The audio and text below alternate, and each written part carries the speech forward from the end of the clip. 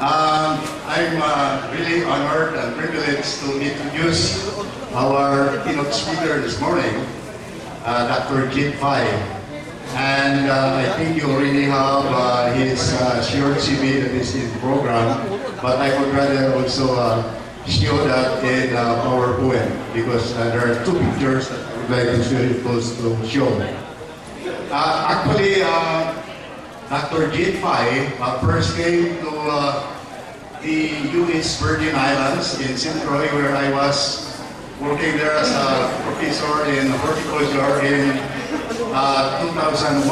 I was there already for 4 years, and the point is that he read my article on Earth Science magazine, which is published by American Society for Horticultural Science on Moringa, and that was the first article on Moringa in that referee journal.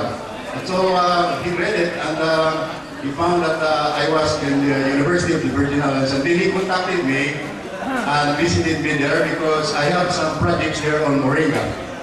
So when he came, we took some pictures, and this picture is actually, it's not the Moringa olivera, but it is Moringa stylopitala, which came from Ethiopia.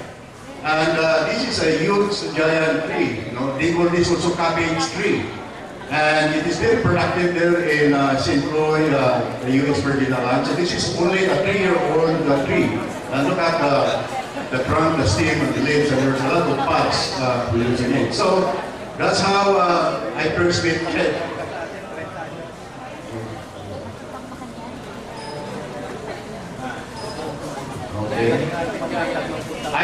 Okay, we took a picture of each other. So this is me standing on the same tree. The back is my apartment. So as I told you, he first came to U.S. Virgin Islands. That's how I met him, and he was visiting me in the agricultural experiment station. He was interested in Moringa after reading my article in Earth Science journal.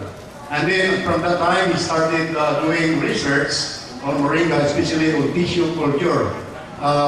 We had two species of Moringa during the time, the Moringa olivera and the Moringa stylopitala, because the other species are already endangered. So he thought that he will have to rescue the genes of these species. So he asked me to give him samples of seeds, of leaves, of stems of Moringa, of these two species.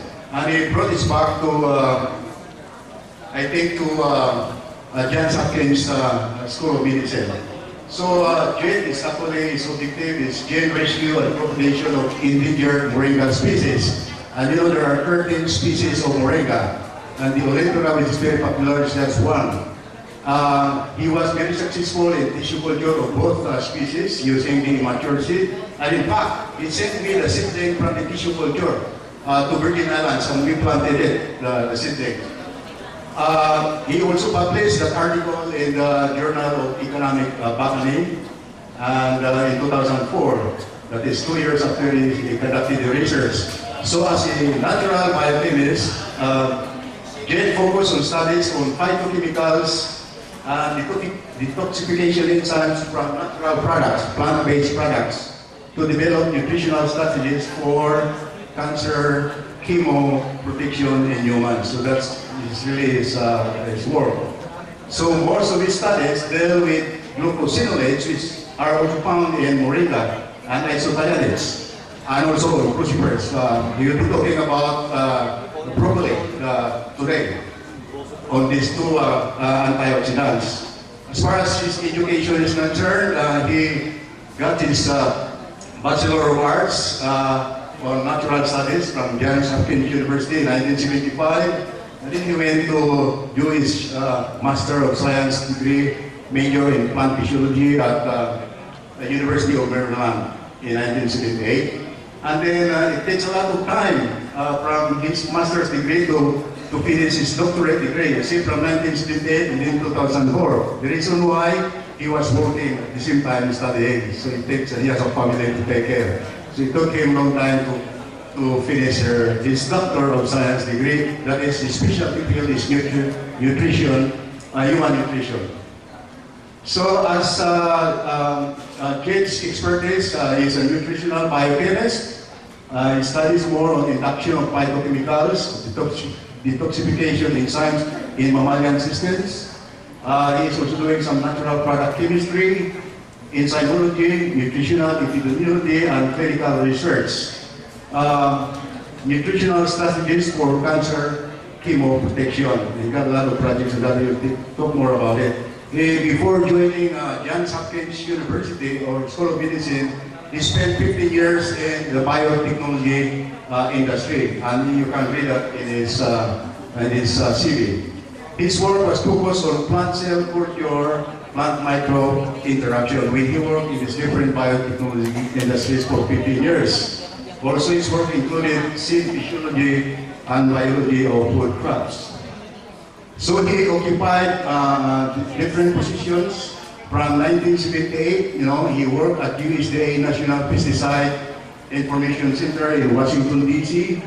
From 78 to 79, he was a research associate in Biospirits Incorporated in Rockville, Maryland. And then from 1979 to 1981, he was the project leader of Boriston Research Lab, that is on environmental toxicology in Temple Hills, Maryland. And from 1981 to 1985, he was a project leader in crop protection and plant physiologist in Allied Corporation Crop Science Lab in South Bay, New York. Again, some more positions that he occupied. He was a senior scientist in Crop Genetics International. And then in 1993, he joined, Johns Hopkins, and he is the Faculty Research Associate of the Department of Pharmacology and Molecular Sciences in Johns Hopkins University School of Medicine. And now, from 2005 to the present, he is a Faculty Research Associate of the Department of International Health, Bloomberg School of Public Health at Johns Hopkins University, Baltimore. He got several honors, OCHI Award for Functional Food Research, Fellowship in Nutritional Biochemistry, and Tohoku Medical Society Medal and Certificate of Appreciation from Japan. He is a very productive and prolific writer. He is a review editor of Frontiers in Genomics, based in Lausanne, Switzerland.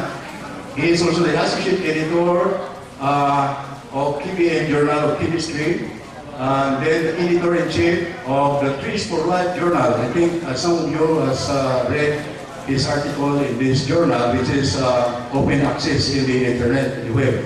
And that is mostly access article on Moringa. And I'll give you the title for this. Moringa olifera, a review of the medical evidence for its nutritional, therapeutic, and prophylactic properties. So this is only part 1, Trees for Life Journal, and you can access that in that website. He is a peer reviewer of articles in 40 plus journal publications. And he has also published more than 80 peer-reviewed articles in various high-impact journals on nutrition. And he received and holds more than 20 patents for technologies he developed. So let's give a warm welcome to Dr. Jed Fahey.